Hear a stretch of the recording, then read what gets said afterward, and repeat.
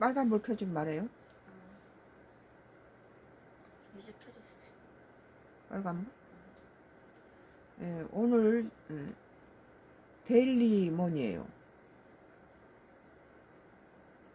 데일리 머니.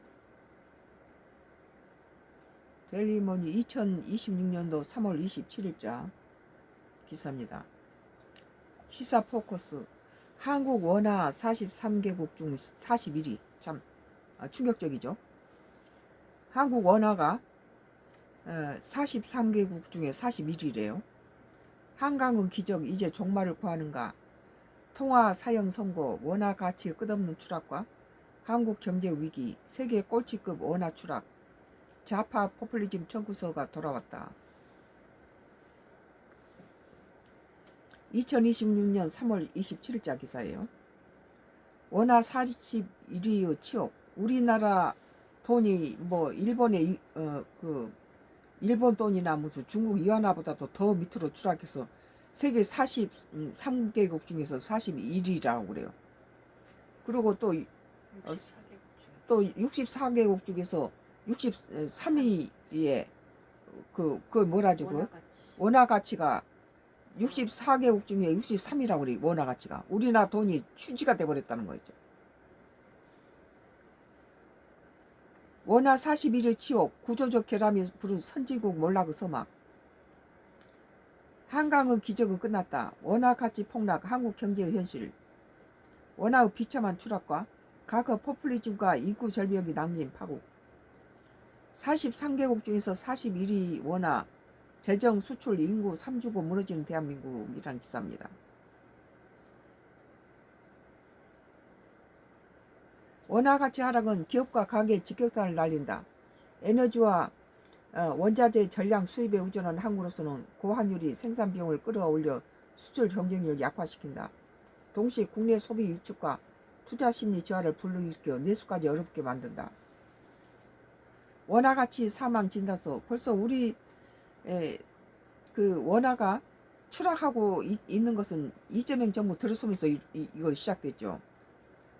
대전환 없이는 희망도 없다. 끝없는 원화 추락, 한국 경제 자존심이 무너지는 순간. 우리가 방사안에 들떠있는 동안에 우리 경제가 이렇게 엉망진창이 되고 있는지 몰랐죠. 한국 경제 분석 조찬호 대기자 칼럼니스트네요.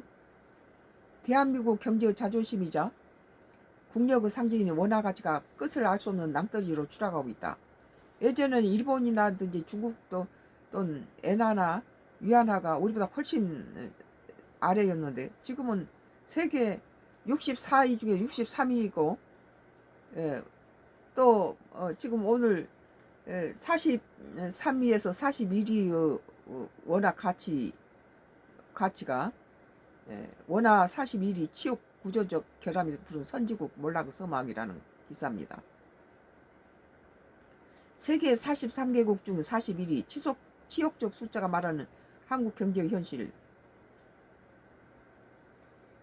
윤석열 정부 때만 해도 IMF가 와서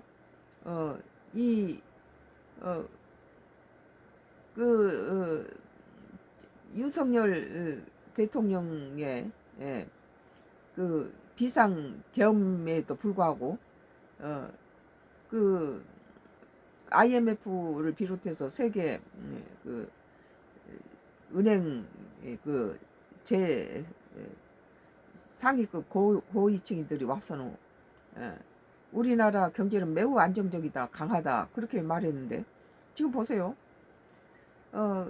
윤석열 정부 때 윤석열 전 대통령이라든지 박근혜 전 대통령이 이재명 대통령보다 더 똑똑하지는 않아요. 내가 보기에는. 그런데 그들은 원화 가치를 하락시키지도 않고 빚을 이렇게 많이 남기지도 않았다는 거예요. 그런데 지금 이재명 정부 들어와서 뭐 성남시하고 경기지사의 후임들이 와서 맨날 이재명이 지나간 데는 빚을 남긴다 이런 소문이 후보 시절에 있었지만 뚜껑을 열어보니까 이재명 정부가 잘한다 그러고 했더니 뒤에는 역시 이런 세계 43개국의 중 41위 치욕적 숫자가 말하는 한국 경제 현실. 돈을 막 풀고 막 포퓰리즘적으로 돈을 쓰고 이러면서 이런 결과가 오지 않았나.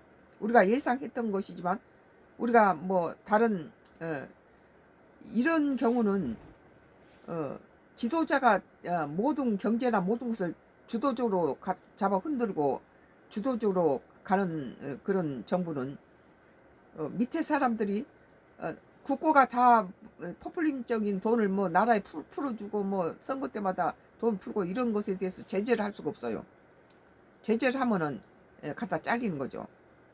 그런데 차라리 윤석열 전 정부나 박근혜 정부 때는 세계 최고의 우리나라 역대 최고 수출을 했던 데가 박근혜 정부고, 그다음 우리나라 역사상 두 번째 수출을 해서 흑자를 낸 것이 윤석열 정부예요.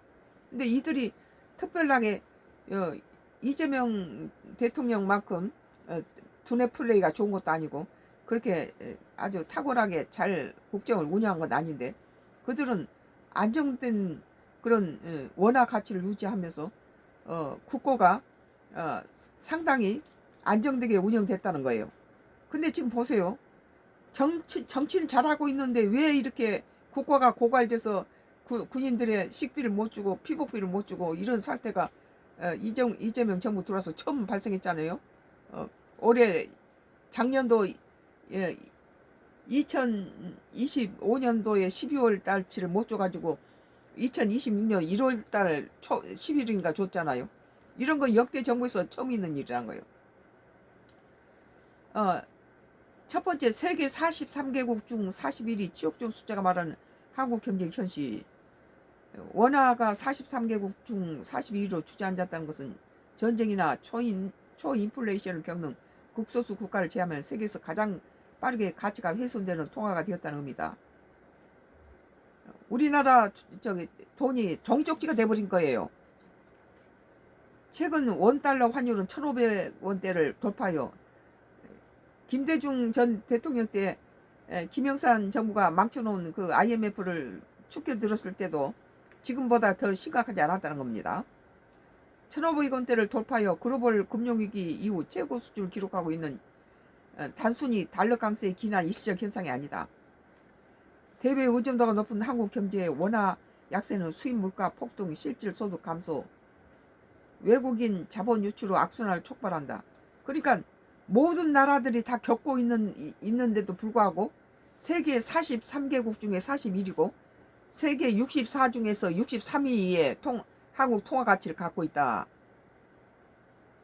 우리가 지금 43개국의 41위 치욕적인 한국 경제 원화가 그렇고, 또 원화 가치 공공으로 이렇게 수치를 볼 때 64개국에서 63위니까 제일 꼴등에서 두 번째라는 거예요.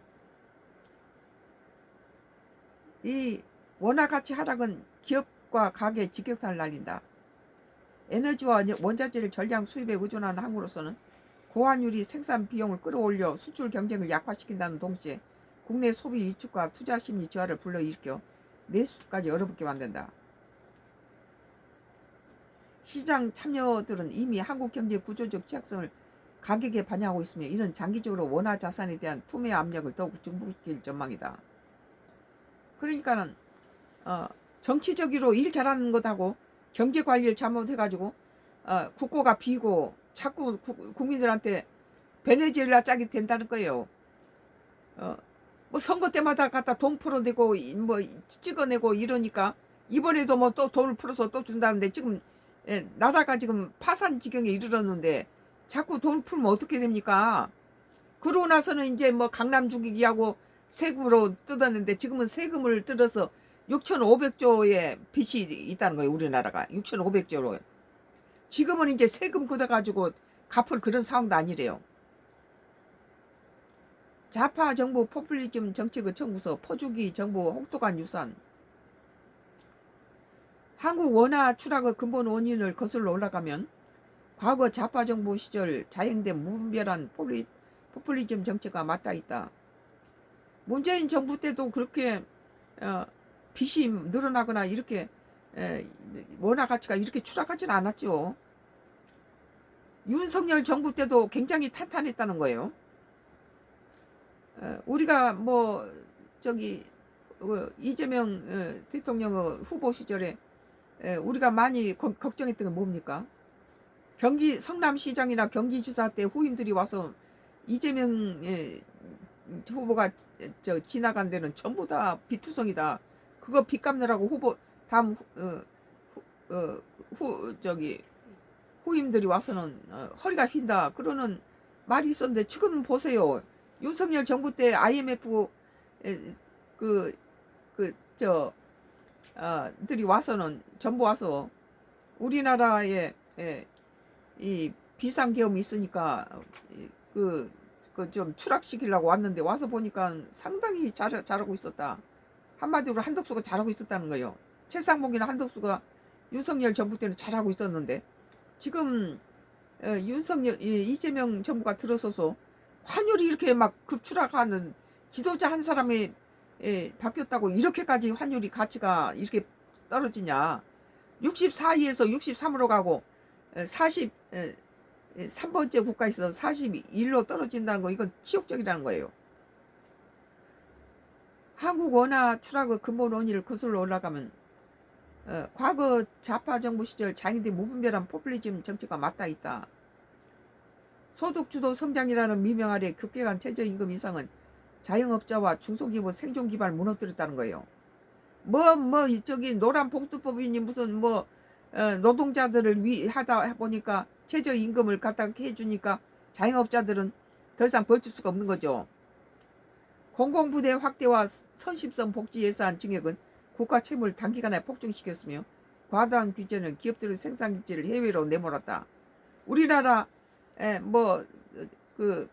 상속세라든지 갖가지 세금으로 가지고 법인세 올리고 이러니까 도저히 못하니까 해외로 다 빼버린다는 거예요. 기업들이.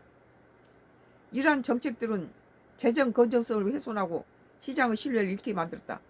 이렇게 우리나라가 3위에서 41로 세계 43국가 중에서 41로 원화 가치가 추락해버린데 1년 됐나요? 이재명 정부 들어와서 이렇게 추락할 수 있나? 우리가 지금 감방에 가둬놓은 구속시켜놓은 윤석열 정부 때도 이러지는 않았어요. 이것은 선거 때마다가 포퓰리즘적인 돈 푸는 거 이거의 문제라는 거죠. 그리고 이 최저임금 자영업자들 중소기업들 생존 기반을 무너뜨린 소득 주도 성장이라는 미명 아래 급격한 최저임금 인상, 노동자들을 살리기 위해서 기업을 죽여버리는 꼴이 된 거죠. 공공부대 확대와 선심성 복지 예산, 지금 선거 때마다 이렇게 선심성 돈을 또 푼다는데 이게 지금 우리나라를 이 지경으로 만든 겁니다.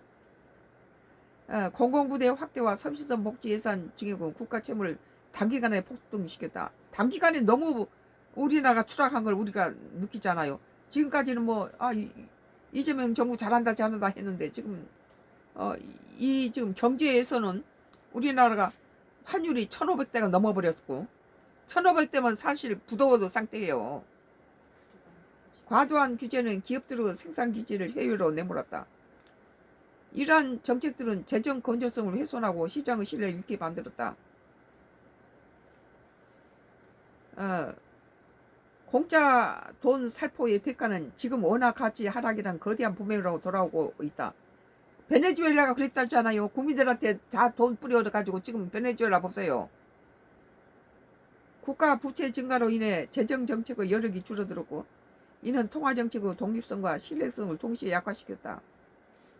결과적으로는 해외 투자자들은 한국 경제를 고위험 저수익 자산으로 분류하기 시작했으며 자본 유출이 가속화되는 악순환이 이어지고 있다. 실제 과거 정책의 후유증은 숫자로 확인된다. 국가 부채 비율이 급증하면서 잠재 성장률이 저하되었고 이는 원화의 기초 체력을 갉아먹는 핵심 요인으로 작용했다. 포퓰리즘은 단기적인 미신잡기에는 효과일지 모르나 장기적으로는 경제 구조를 왜곡하고 통화 가치를 파괴하는 독배의 힘이 드러난 셈이다. 이재명 정부가 선거 때마다 돈을 풀고 이런 것들이 당장은 이렇게 달콤해서 이재명이 정부 정치 잘한다 했는데 결국은 이 통화가 환율이 이렇게 어떻게 한 사람의 1년도 지금 안 됐나요? 1년 됐나요? 뭐 8개월 만에 적자로 돌아서고 이런 식으로 저기 환율이 1,500을 뛰고 세계 64개국 나라에 63위고 43개국 나라에서 41위를 차지하고 있는데 이게 지금까지 우리나라가 쌓아올린 한국의 기적이 다 통화의 사형 선고 원화 가치 끝없는 추락이라는 기사인데요. 아, 참 우리가 예상했던 거 아니에요? 아직 1년 정도. 아직 1년도 안 됐죠. 그런데 이렇게 말아먹으면 어떻게 됩니까? 과거처럼 수출 호조가 원화 강세로 직결되지 않는 환율 수습계 현상이 지속되는 이유다. 그러면 모든 나라가 다 이런 어려움을 당한다 그러면 모든 나라가 다 당하는데 어떻게 해서 한국은 64위 중에서 63위입니까? 세계에서 꼴등 64개국 나라에서 63위를 했어요. 원화 가치가. 43개국 나라에서는 41번째. 이건 파산 말하죠. 국가 파산. 부족하면서 30% 있어. 국가 부도 상태를 지금 맞이한 거죠. 그러면서도 이번에 선거에 또 뭘 준다고 합니까? 에너지 구조 역시 취약점이다. 에너지 전량을 수입에 의존하는 한국 경제는 중동 리스크나 국제 유가 상승에 극도로 민감하다. 이심성으로 국민들한테 돈을 주고 표를 사면 뭐합니까? 고유가는 수입 비용을 늘려 무역 수지를 악화시키고 원화 약세의 압력을 더욱 키운다. 노동자들 갖다가 하기 위해서 최저 임금제들 하니까 얼마까지는 더 이상 내려가면 안 된다라는 고정을 해놓으니까 중소기업들이 다 망해서 무너졌다는 거죠. 노동자들은 최저임금이 그들한테는 더 이상 버티기 힘들게끔 중소 기업들이 다 무너졌다는 거예요. 소기업들이. 가장 치명적인 요인은 인구 절벽이다. 세계 최저의 수준의 출산율, 장기 잠재 성장률이 0%도 끌어내고 있다. 윤석열 정부 때 최고로 출산이 높고 출산 장려 기금이 이재명 정부 들어서 출산 장려를 다 삭제해 버렸어요. 생산 가능 인구 감소는 노동력 부족과 소위 위축을 초래하며 눈에 보이는 것만 이런 식으로 포퓰리즘적인 그런 그걸 하고 정말 국가 장래를 미래를 멀리 내다보는 인구 출산 장려 기금들을 전부 이재명 정부 들어서 축소시켜버리고 이게 없애버리고 이런 것은 상당히 치명적이죠. 해외 투자자들이 한국 자산을 처분하는 결정적 근거가 되고 있다. 인구 구조 악화는 단순한 인구 통계 문제가 아니라 경제 성장 동력의 자체의 소멸을 의미한다. 세수 기반이 줄어든 가운데 고령화로 인한 복지 지출은 폭증할 전망에서 재정 건전성 악화와 원화 신뢰 하락이 불가피해 보인다. 온 국민들한테 돈을 퍼주고 선거 때만 되면 갖다 퍼주는 이 습관이 그대로 대통령 돼서도 나오잖아요. 우리가 이미 예산했잖아요. 전 국민 25만 원 준다 했을 때 윤석열 정부는 그걸 찍고 절대 안 된다고 발발 뜨는데 야당 시절에 이재명 정부가 자기 돈처럼 국가 돈을 자기 25만 원씩을 전 국민한테 준다 했는데 대통령 거부권으로 이것이 불가능해지자 지금 대통령 돼서 바로 풀면서 이 지경이 됐잖아요. 이러한 구조적 결함들은 서로 맞물려 악순환을 형성한다. 국민들이 돈 주는데 싫어할 국민이 어디 있어요. 주면 달콤하지만 그 사탕이 다음에 우리 발판을 다 무너지게 만들었잖아요. 수출 경쟁력 약화, 경상수지 불안, 자본 유출, 원화 약세, 물가 상승, 내수 위축, 성장 둔화 이 고리를 쉽게 끊기지 않을 것으로 예상된다. 왜 경제 구조가 이렇게 이재명 정부가 잘하는 것 같은데 왜 이런 경제는 이 결과가 나오느냐. 정치는 잘하는데 경제를 관리를 안 하고 전부 퍼주기라고 전부 포퓰리즘적인 그런 인기몰이의 돈으로 국고를 다 비니까 이재명 정부 들어서서 12월 말일에 군대에 줄 피복비라든지 식비가 못 줬다는 거예요. 점으로. 그래가지고 26년도 1월 달에 했어야 지불됐잖아요.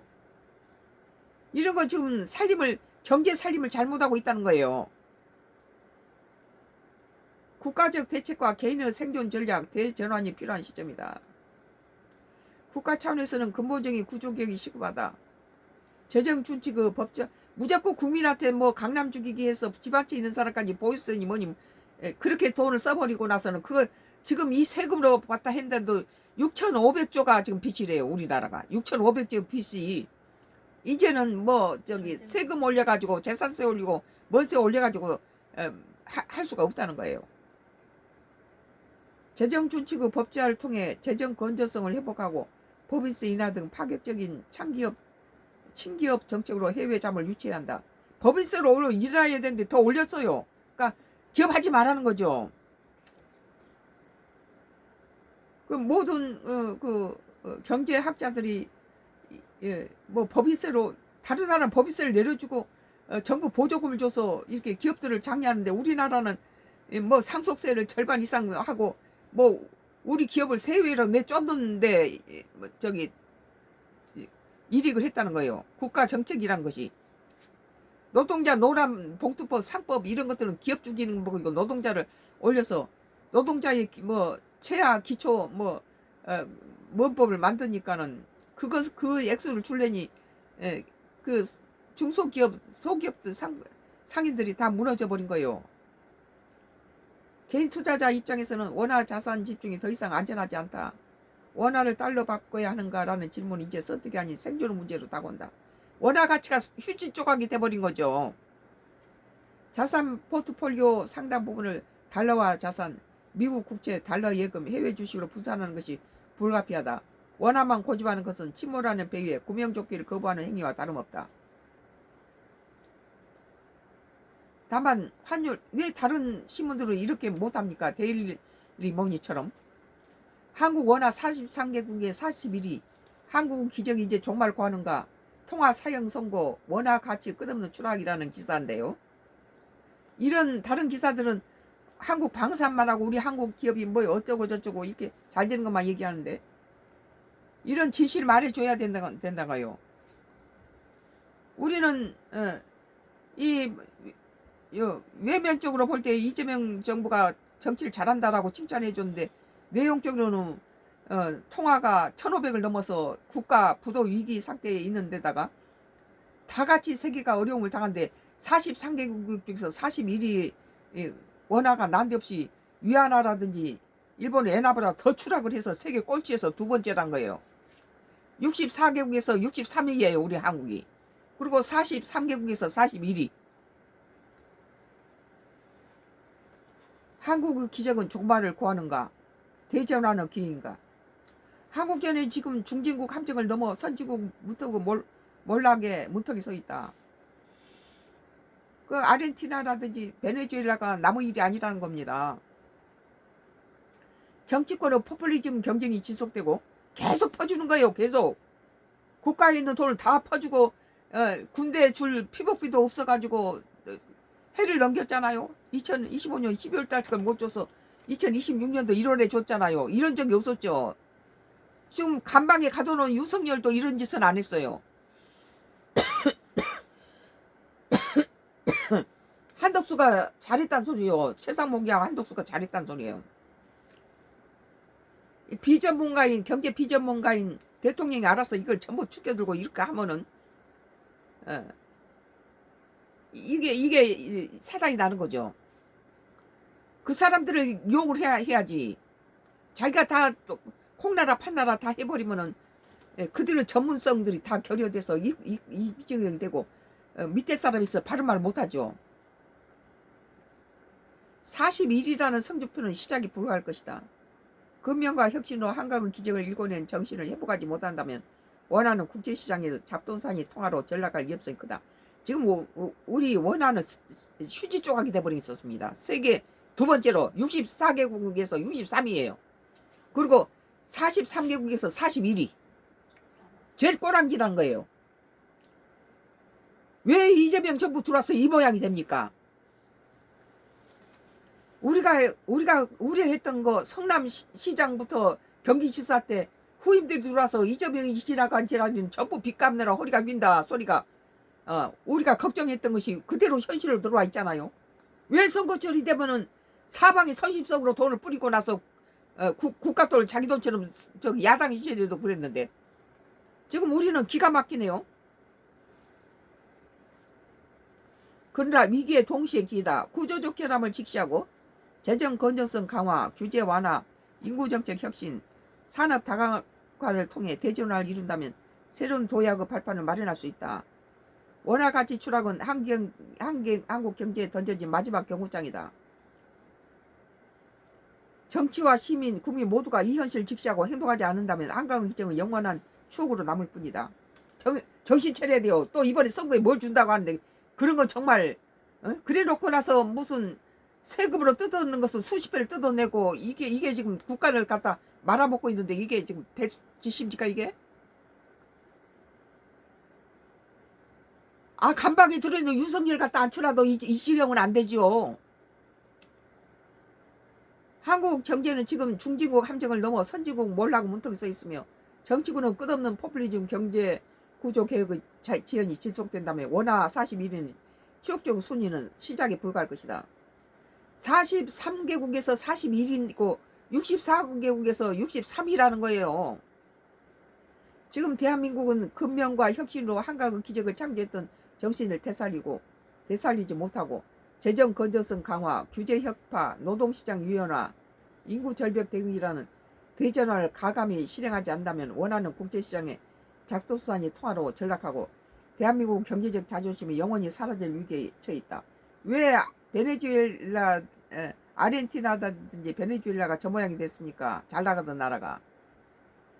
한 사람의 지도자가 이 경제를 잘못했으면 말아먹으면 저렇게 됩니다. 그러나 위기를 직시하고 구조적 결함을 근본적으로 치유한다면 추락하는 원화는 새로운 도약의 전환점이 될 수 있을 것이다. 선택은 지금 우리에게 달려있다.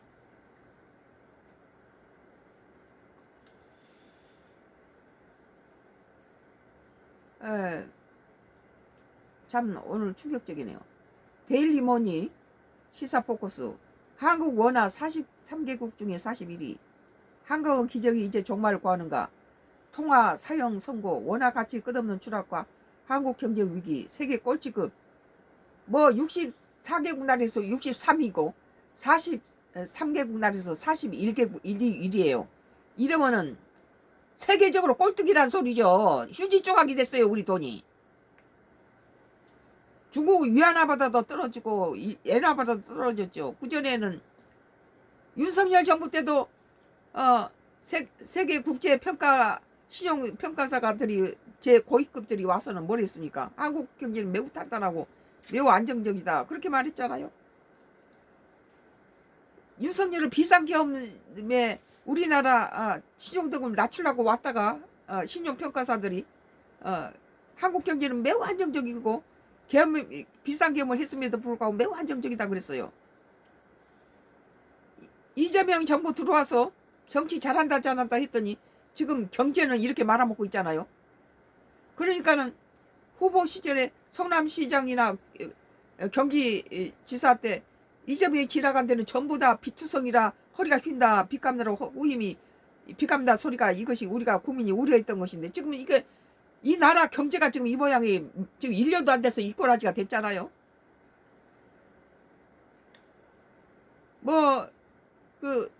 아까도 말했듯이 기업에 대해서 임금 최저임금을 갖다 정해놓고 그 이상 안 주면 안 된다 그러니까 이걸 견디지 못하고 소상공인들이 다 무너져서 다 문을 닫아 버리잖아요. 그리고 법인세를 뭐니 다 갖다 갖다 해놓으니까 전쟁 추경 25조 취약자원 중심 지역화폐 선별 지급 또 이런 지경에서 또 돈을 푼다고 그러네요. 미쳐요 미쳐 우리 국민은. 가정 경제도 이렇게 돼버리면 다 망해 처먹죠.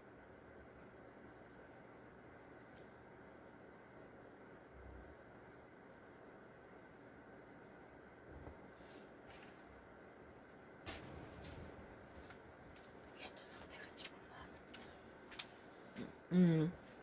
오늘 데일리머니 나는 오늘 이 기사 보고 너무 충격이 심했어요. 그래도 우리 방사님 뭐니 잘 나가고 있으니까 물론 이걸 기회 삼아서 정신 차리면 좋은데 지금 또 뭐 전쟁 먼 금을 또 푼다고 그러니까 얼마만큼 갖다 원화가 64개국 중에서 63위를 하고 한국 원화가 43개국 중에서 41위를 했으면 제 꼬랑지에 놀고 있잖아요. OECD 국가에서 7위 했던 국가를 오늘 데일리머니 한국 원화 43개국 중에 41위 한국 기적 이제 종말고 하는가라는 통화 사용 선고 원화 가치 끝없는 추락과 한국 경제 위기 세계 꼴찌급 원화 추락 좌파 포퓰리즘 청구서가 돌아왔다라는 기사에 대해서 썬가크루스 나의 정치 코멘트를 했습니다.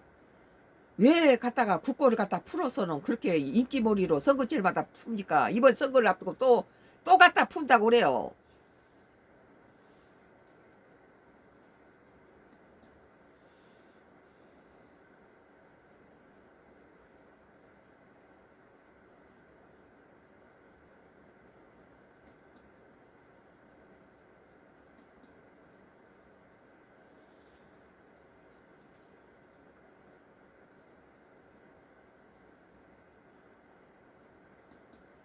디지털 타임스예요.